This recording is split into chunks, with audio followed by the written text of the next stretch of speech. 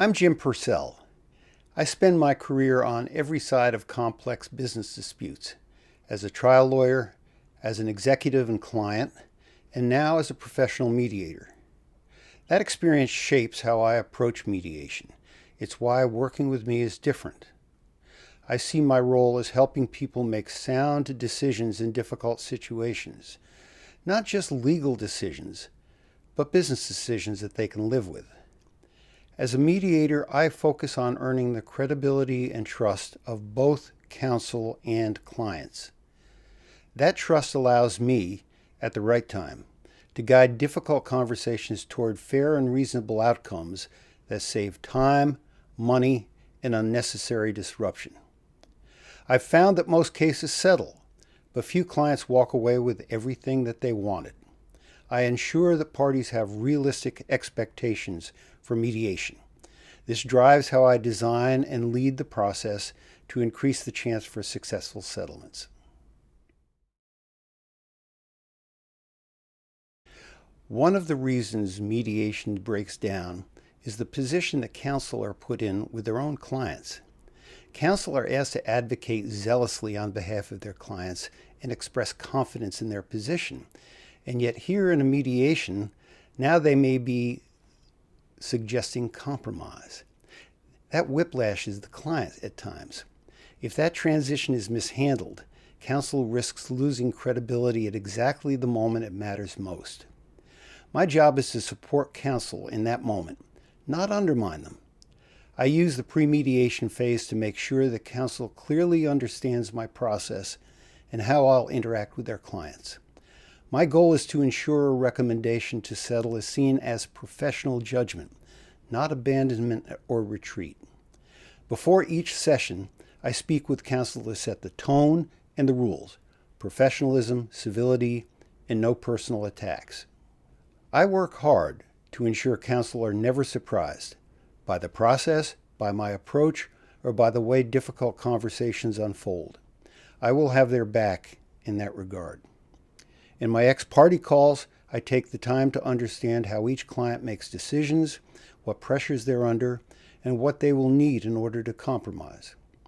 The result is a process that supports counsel, preserves the attorney-client relationship, and allows difficult conversations to happen without a loss of trust. Across mediation practice, one of the most consistent causes of impasse is unmanaged expectations. Clients often arrive emotionally invested and really upset, convinced they're right, and expecting to win. They expect vindication or outcomes that are so extreme that mediation just simply cannot deliver.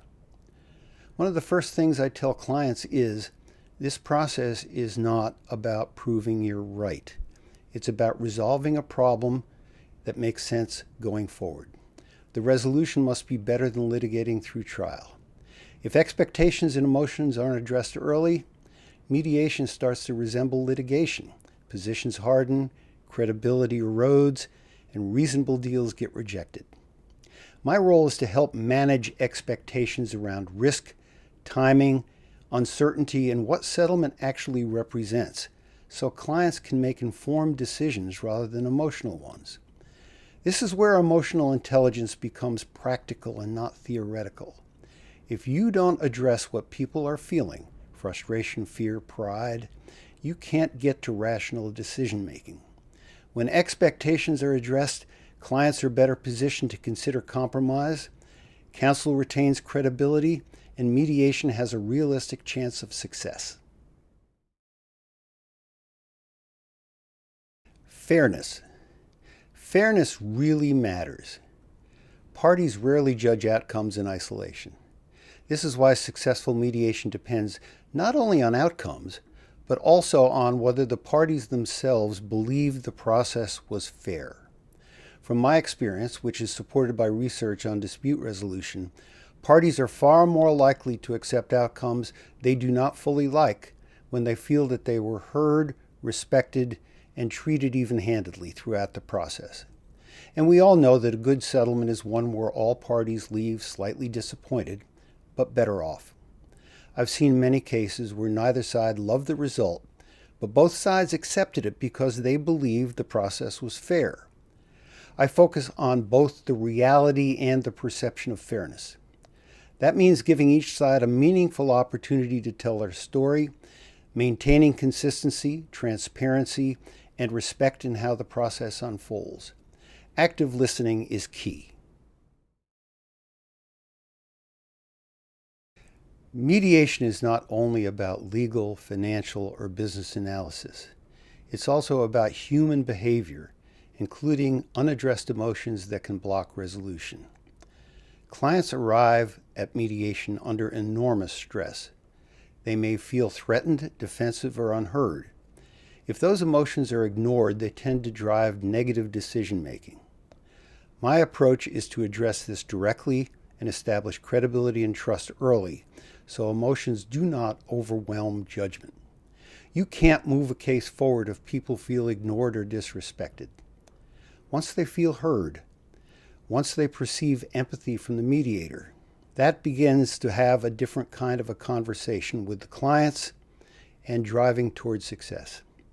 I draw from the best practices in emotional intelligence to understand what matters most to a client and frame options in a way that maximizes rational decision-making.